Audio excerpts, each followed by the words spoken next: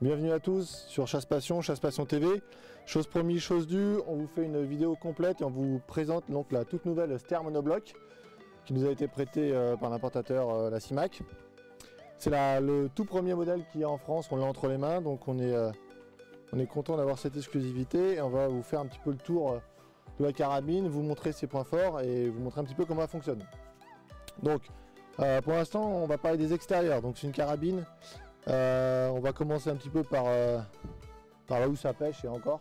Si c'est au niveau du poids, la monobloc a fait 3,7 kg. Et vous allez comprendre pourquoi elle fait 3,7 kg, c'est évidemment dû à sa particularité du boîtier de culasse et du canon. Au niveau des calibres, ce modèle est en 30-06. Elle est aussi également disponible en 308 Winchester.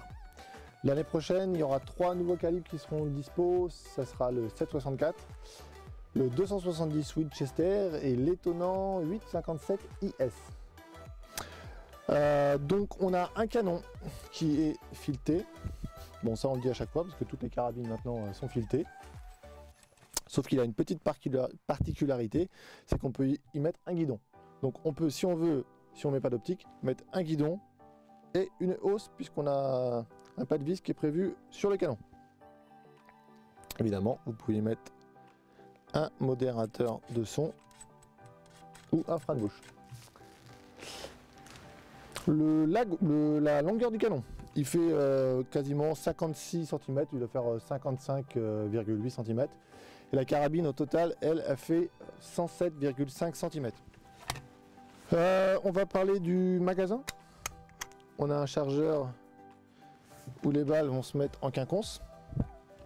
Donc ça permet d'en mettre 4 dans le chargeur, plus 1 dans la chambre. Donc c'est un 4 plus 1. Donc voilà. Qu'est-ce qu'on peut dire d'autre maintenant au niveau de l'extérieur? C'est à peu près tout, hein. Donc on va passer au démontage. On va vous montrer un petit peu la modularité de la carabine. Avant d'en parler, évidemment, je reviens sur ce système monobloc. La particularité, c'est d'avoir un boîtier de culasse et un canon qui sont faits dans la même pièce de métal. C'est unique. Aujourd'hui, seul Ster fabrique ce genre de carabine. L'objectif principal, c'est d'avoir un canon qui est le plus précis possible. Il n'y a pas de phénomène de vibration. Et on est obligatoirement, quoi qu'il arrive, forcément aligné avec son canon, puisque canon et boîtier de culasse sont fabriqués dans la même pièce de métal. Si on va mettre une optique, ça va être un montage spécial Ster. On ne peut pas mettre autre chose. Par contre, on a la possibilité au sein, avec un montage Ster, d'en avoir un qui va contenir un rail Picatinny. Et là, après, on peut mettre ce qu'on veut sur le rail Picatinny.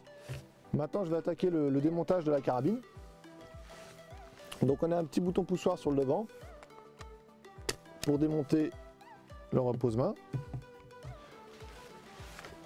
qui est revêtu évidemment de cuir. On a 3 éléments avec des inserts cuir. Pour démonter le busque, on prend une balle, hop, on appuie dessus, ou sinon si vous avez des doigts fins ça fait pareil, hein. L'objectif c'est d'avoir une carabine qui est entièrement démontable sans outil. Sauf le canon, il va falloir une vis Torx pour dissocier le châssis, la crosse synthétique du canon. Pendant qu'on y est, on a démonté donc son busque. On peut démonter la plaque de couche. On a un petit bouton poussoir, on fait glisser, on a la plaque de couche. On repose. Hop. Je démonte ma culasse, j'appuie sur la détente. Je passe à mon boîtier de culasse. Mon boîtier de détente, pardon. Mon bloc détente. Voilà, il est démonté. Et si on veut bien faire, pour par exemple quand on transporte son arme, on peut ranger pour neutraliser sa carabine et mettre son boîtier de détente à l'intérieur de la crosse. Et pour finir, dernier élément, le petit insert cuir au niveau de la crosse pistolet. On va avoir plusieurs couleurs dans cette carabine. On va pouvoir changer notamment sa crosse, donc on va avoir des couleurs plus claires, sable, marron, noir aussi. Et on va aussi surtout pouvoir changer ses inserts en cuir. Donc on a le busque, le repose-main et le petit insert au niveau de la crosse pistolet. Là on a une belle panoplie de couleurs puisqu'on va avoir du blanc, du beige, du marron foncé. Donc on a pas mal de possibilités de customisation en fait de sa carabine et c'est vraiment l'objectif de Ster, c'est de pouvoir personnaliser sa carabine. Si jamais vous changez de calibre, donc vous gardez votre crosse, vous gardez éventuellement vos éléments vos busques, etc. Vous changez donc votre canon avec potentiellement votre optique sur le canon et vous aurez juste à changer la tête de culasse. Voilà, donc vous changez votre tête de culasse, vous mettez notamment par exemple une tête de culasse Magnum et vous gardez votre culasse et vous avez une arme totalement nouvelle. Au niveau du bloc détente, on a une détente qui est réglable évidemment, c'est important de le préciser. Maintenant qu'on a vu qu'on pouvait démonter facilement sa carabine, je vais vous montrer comment on la remonte tout aussi facilement puisque c'est pas le tout de démonter, il faut aussi pouvoir remonter. Alors je commence par le bloc détente, toujours sans outil. Ensuite, je mets mon petit insert au niveau de la crosse pistolet. On prend le repose-main, on a des petites encoches. On vient clipser. On prend son busque, on a des petites encoches, pareil. On vient clipser. On a un petit bouton, non, pas de petit bouton, au niveau de la plaque de couche, il suffit de tirer dessus, on a un système de ressort. On vient mettre sa plaque de couche qu'on a mis à la bonne distance, qu'on a réglé pour sa longueur. Évidemment au niveau des busques, je vous ai peut-être pas précisé, on a 3 busques réglables. Bon, on peut changer la couleur, mais on a trois hauteurs de busques possibles qui vont être donc achetées indépendamment de la carabine en accessoire.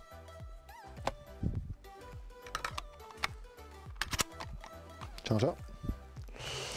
Je remets ma tête de culasse, ça peut servir. Tac.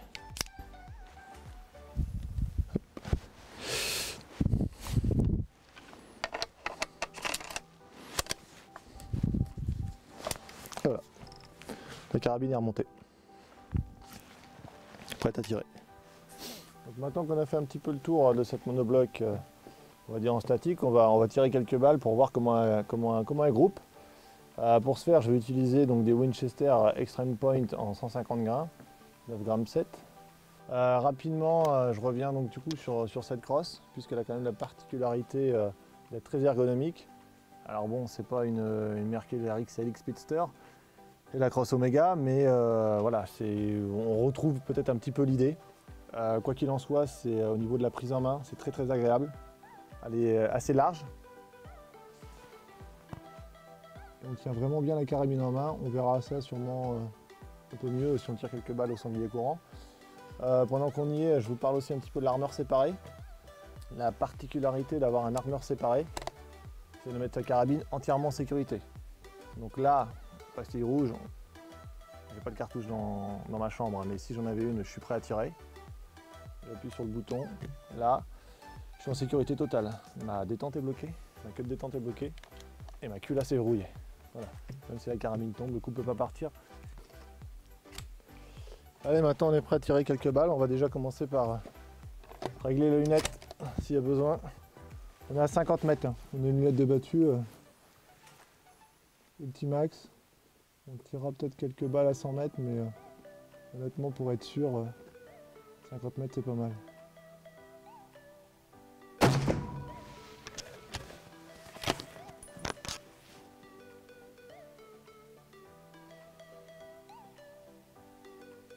Donc on va aller au résultat.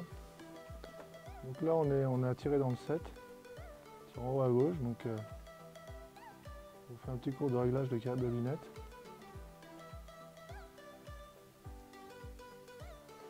Je mets mon point dans la cible et je ramène mon réticule sur le point d'impact.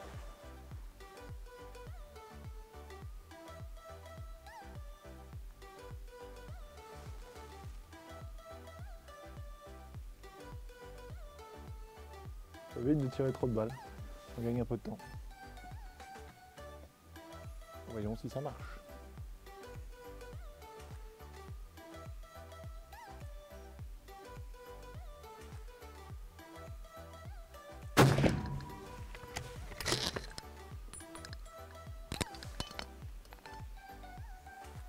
On est dans la cible, on est dans le 10. Hein.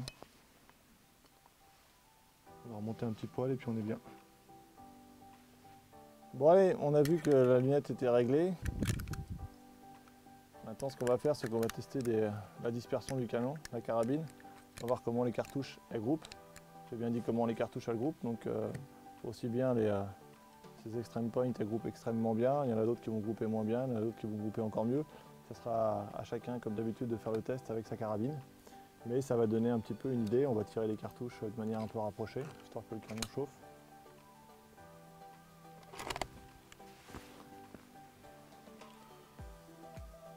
Après, il ne faut pas oublier que l'adresse du tireur rentre en jeu. On va essayer de faire de notre mieux.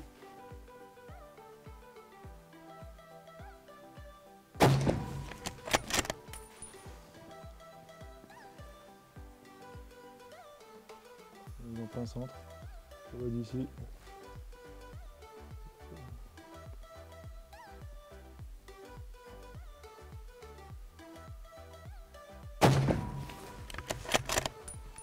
Très agréable, la culasse.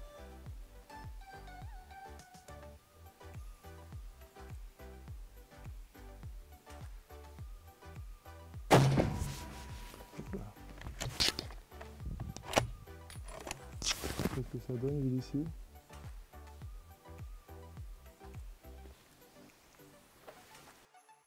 Bon ben voilà, ça c'est un bon groupement. Je peux pas faire mieux. Bon, eh ben c'est nickel, on avait bientôt fini notre test, enfin on avait fini notre test. On a un chasseur qui est venu régler une carabine et qui avait, dis donc, une boîte de 30-06 avec lui. Donc qu'est-ce qu'on a fait? On lui a demandé si on peut lui piquer quelques balles. Donc on a des Solognac en 11,7 g, 180 grains. L'idée ça va être quoi? C'est pas de re-régler la lunette parce que potentiellement on va se rendre compte que les balles ne vont pas du tout taper au même endroit. Même si à 50 mètres, je pense pas qu'on va taper très loin non plus, mais c'est surtout de voir comment elles groupent en fait tout simplement avec ces balles là. Voilà. Donc si c'est pas dans le mille, c'est pas grave, c'est normal. Ce qui est important c'est qu'elles soient le plus proches possible.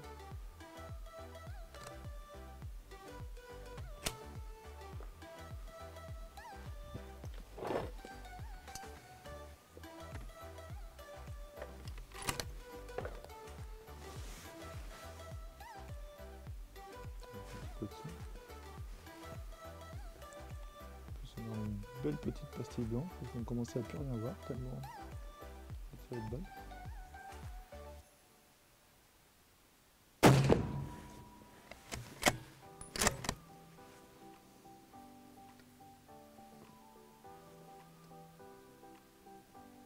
D'ici, je la vois pas dans le centre.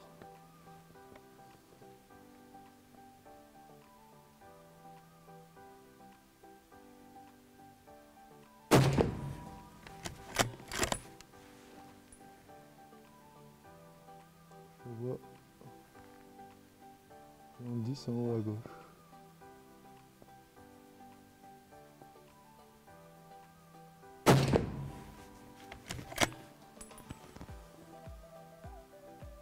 Et ben c'est groupé, c'est pas ce que je vois. On va aller au résultat. Ah. Bon bah là j'ai peut-être un petit peu bougé et puis là c'est très bien groupé. Donc c'est pas mal non plus. On voit qu'on n'a pas le même réglage qu'avec les extrêmes pointes. Voilà, même à 50 mètres. Donc c'est quand même assez intéressant comme enseignement. Et enfin pour finir ce test et afin d'être à peu près exhaustif et surtout tester pour ma part la prise en main de la carabine, on va tirer quelques balles au sanglier courant. Donc si je suis pas précis, je vous montre pas les résultats. Ah, je sais pas s'il part de gauche ou de droite. Hop. Ok. Donc maintenant je sais d'où il part. Hop.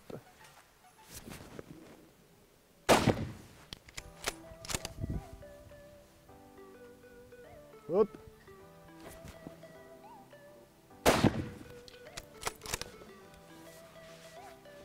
Hop. Ça devrait pas être si mal. On va au résultat. Allez, on est au résultat du courant. On n'a pas trop mal tiré pour une fois. Première balle, elle est là. Et mes deux autres impacts, ici et ici. Bon, au-delà des résultats, on a tiré à, enfin, j'ai tiré à 40 mètres, à peu près 35-40 mètres. On a aimé, c'est vraiment, la carabine ne bouge pas. C'est un peu normal aussi, étant donné du poids. Donc on l'a, comme je vous disais aussi, on l'a bien en main, vraiment bien en main. Elle recule pas du tout, donc très peu. Enfin, du moins en tir de chasse comme ça, c'est vrai qu'on sent jamais le recul. La culasse, il n'y a rien à dire, hein. Moi je retrouve un peu ce que j'ai eu sur une Ster qui date, qui est un peu vieille, avec une vingtaine d'années. On retrouve vraiment la fluidité de la culasse Ster, sauf que là on a rarement plus court, une culasse plus courte, donc ça va plus vite. J'ai tiré qu'une balle à chaque passage, on n'a même pas 10 mètres là au sanglier courant, donc bon, j'aurais pu aussi partir épaulé, essayer d'en mettre deux. Bon, l'idée c'était pas ça.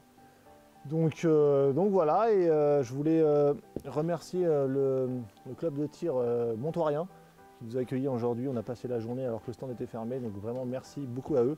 On est non loin de Montoire-sur-le-Loir, en Loir-et-Cher, dans le 41. Donc c'est un club de tir, on peut régler ses armes à 25 mètres, 50, 75, à 100 et 200 mètres. On a un carabineur, donc on peut vraiment tirer, régler à toutes les distances qu'on veut. On a ici où on a fait nos tests, on est sur le sanglier courant, donc nous on a tiré à 50 mètres. Donc on a un sanglier courant, on tire à 50 ou 40 mètres, ça dépend si on se rapproche. On a également, on ne voit pas un mirador. Donc on a des installations plutôt sympas et des gens surtout très accueillants, des chasseurs. Donc voilà, c'était un petit clin d'œil et un petit remerciement. Quant à moi, je vous dis à très bientôt sur Chasse Passion et j'espère que cette vidéo vous aura plu.